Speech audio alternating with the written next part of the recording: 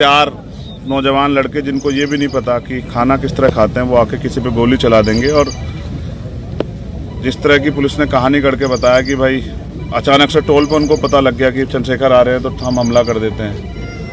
तो हम उत्तर प्रदेश में रहते हैं, उत्तर प्रदेश की कानून व्यवस्था और उत्तर प्रदेश के सरकार के कार्य करने के तरीके और अपने राजनीतिक विरोधियों को निपटाने के तरीकों को भी हम लोग जानते हैं। अच्छा, वो ये नहीं कहा कि ये चंद्रशेखर के लोग थे। ये चंद्रशेखर जाति के एंगल पे मैं नहीं जाना चाहता।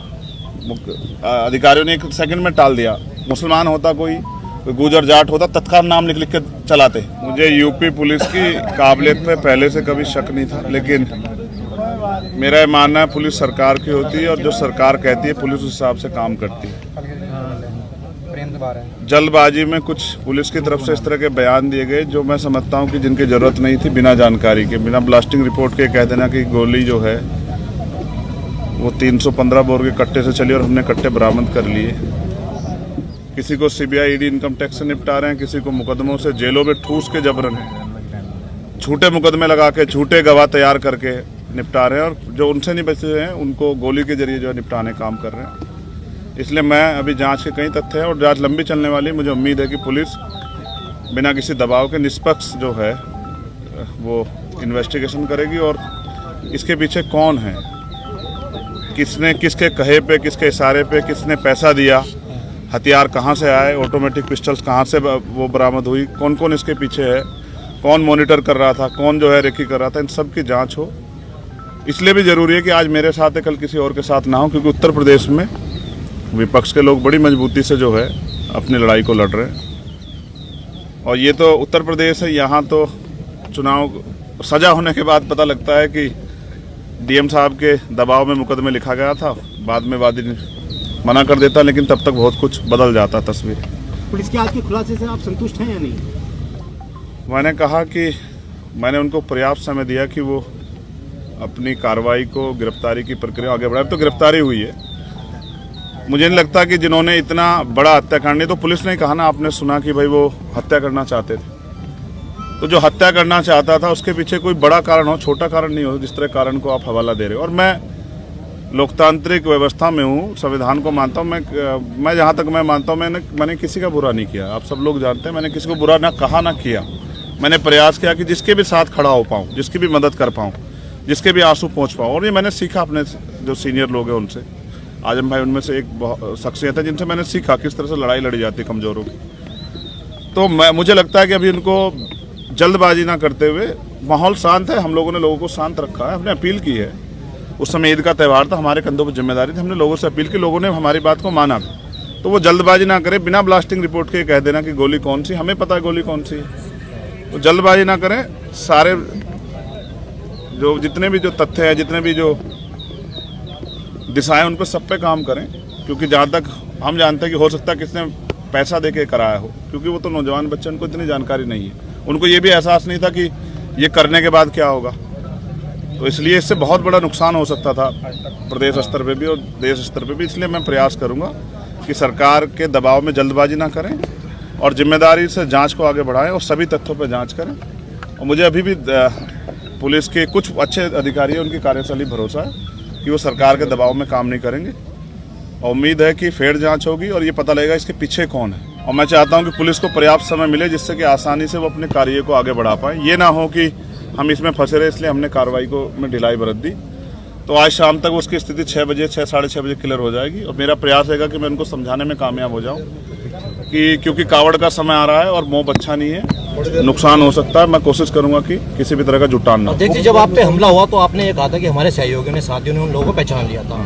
तो जिस प्रकार उनके आज जो आपने देखा प्रेस वार्ता हुई, तो क्या लगता है वही व्यक्ति थे? नहीं, दिखाए नहीं। आपने देखा क्या दिखाए? आपने देखा हो तो मीडिया के लोगों ने बताओ। फोटो भी वायरल हो चुके हैं, आपने देखा हो? नहीं, पुलिस की कार्यशैली ऐसी, फोटो किसी का दिखाते हैं, जाता कोई है, हथियार कोई होता है, लगाया कोई जाता है, पकड़ते कहीं से हैं, दिखाते कहीं से हैं। तो इतने कम समय में कट्टे से तो फायर नहीं हो सकती लगातार, और फायर 6-7 हुई है, 3 नहीं हुई है। तो मैं कह रहा हूँ ना, अभी जांच कर लें, जल्दबाजी ना करें। मैं समझता हूँ उनके कंधों पे जिम्मेदारी है, उनको सरकार को जवाब देना है। लेकिन सरकार भी ध्यान रखे कि इस तरह का माहौल ना बनाए कि लोगों में भय का। आप कानून व्यवस्था तो अच्छी कर नहीं पा रहे हो, इस तरह की बेवकूफ़ी की बातें करने से कोई फायदा नहीं। तो मुझे उम्मीद है कि पुलिस जांच के इसको सही ओर ले जाएगी और जांच को भटकाने का काम नहीं उप करेगी। मुख्यमंत्री ब्रजेश पाठक कह रहे हैं कि चंद्रशेखर तो मेरे भाई की तरह हैं और हम उनको सुरक्षा मुहैया कराएंगे। अब से पहले वो जिस पार्टी में रहे, हमने उस दल में काम किया, तो मेरे ऐसा नहीं, राजनीति में किसी बुरे संबंध नहीं होते हैं।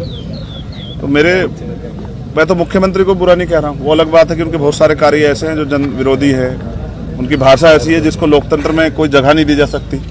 लेकिन फिर भी मैं कहता हूँ कि ठीक है, उनको अपनी सरकार, जनता ने बहुमत दिया, चलाएं। और किसको सुरक्षा नहीं देनी है, किसको देनी है, तो सरकार को तय करना है। मगर अब तो पुलिस सुरक्षा में हत्या हो रही है। अपने अतीक और अशरफ भाई की हत्या के बारे में देखा किस तरह से हुई। पुलिस ने डिफाइन कर दिया, जस्टिफाई किया कि अपराधी थे, माफिया थे, लेकिन वो मेंबर ऑफ पार्लियामेंट भी रहे थे। फिर संजीव जीवा की हत्या, चलो उनको भी आप कर दोगे जस्टिफाई। अब चंद्रशेखर को कैसे जस्टिफाई करोगे? पिकेट 20 मीटर पे पिकेट है, पुलिस खड़ी है, और क्या इंटेलिजेंस है? अब इतने हमारे सामान्य नेता हैं, रास्ते में इनके साथ कोई हादसा हो जाए, कौन जिम्मेदारी लेगा? क्या नेता घर में छिप जाए, लोहे के बॉक्स में बंद हो जाए? तो जनता का आदमी जनता के बीच रहता है। भविष्य में ऐसी घटनाएं हो सकती हैं। जब तक पूरी कलह नहीं खुलेगी, वो आखिरी जो उनका मास्टरमाइंड वो नहीं पकड़ा जाएगा, उसको नहीं सामने करेंगे, तब तक नहीं पता। जिसने फिरौती ले रखी है, मुझे ऐसा लगता है उसकी मालिक की बात पूरी कल फिर कब आएगा। तो मैं हर खतरे के लिए तैयार हूँ, लेकिन मैं भी जनता के बीच जैसे रुकूंगा नहीं, मैं जाऊँगा जनता। पुलिस कह रही है कि जो मोटो था इनका गोली चलाने का, वो ये था कि चंद्रशेखर जो देश के अंदर अपने बयान दे रहे हैं, हम उनसे आहत थे और हम लोगों को बड़ी तकलीफ हुई। मोटिव क्या था? यही बता रहे हैं कि उनसे हम लोग वो हो गए। ये तो उनका विचार है, मोटिव हत्या करना था ना, ये तो सत्य है ना। ये तो नहीं था मैंने किसी जानबूझ के करा लिया। ये तो यूपी की पुलिस है ना, सरकार। इस तरह की बात भी चली कि शायद चंद्रशेखर ने वो लेने। चलो ये तो स्पष्ट हो गया ना। अच्छा, वो ये नहीं कहा कि ये चंद्रशेखर के लोग थे। ये चंद्रशेखर जाति के एंगल पे मैं नहीं जाना चाहता। अधिकारियों ने 1 सेकंड में टाल दिया। मुसलमान होता कोई गुजर जाट होता, तत्काल नाम लिख के चलाते। तो मेरे इसमें एक बात और भी आई। एक सेकंड रही बात पुलिस की और उसकी, तो मैं फिर कह रहा हूँ कि कानून व्यवस्था सबके लिए अच्छी होनी चाहिए, चंद्रशेखर के लिए नहीं, सबके लिए होनी चाहिए, अंतिम व्यक्ति के लिए। और वो माहौल नहीं दे पा रही सरकार, इसलिए मैंने मुख्यमंत्री का नहीं संभाल पा रहे तो दे दो इस्तीफा। आपके यहाँ भी अच्छे लोग हैं, उनको दे दो, वो चला लेंगे। ठीक है, मुख्यमंत्री जो भाषण देते हैं उनका असर होता है। कहो तुम थक गए हो हैं? सवाल इशारा कर रहा हूँ, बार बार रोक दो। हवा हो जा रही है बच्चे की। हवा टाइट हो रही है हमारी, हाथ आकड़ के बिल्कुल।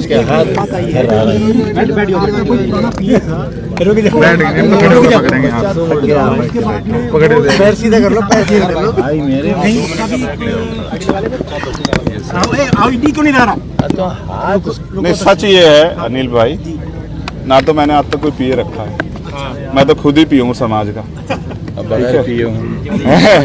पीता, मैं फिर कह रहा हूँ, चर्चा कौन बल दे रहा है? मीडिया के लोग बल दे रहे होंगे, पुलिस के लोग।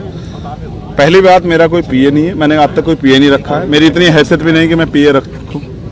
मैं तो खुद समाज का पिए और कोशिश कर रहा हूँ। और मेरे बयान वही हैं जो आप फिर सुन लो कि अगर किसी के भी मजलूम के साथ अन्याय होगा तो मैं बोलूंगा। अगर आप लाठियों को, गोलियों के दम पे चुनाव लड़वाओगे, आप लोगों की आवाज को कुछ लोगे, तो हम लोग बोलेंगे।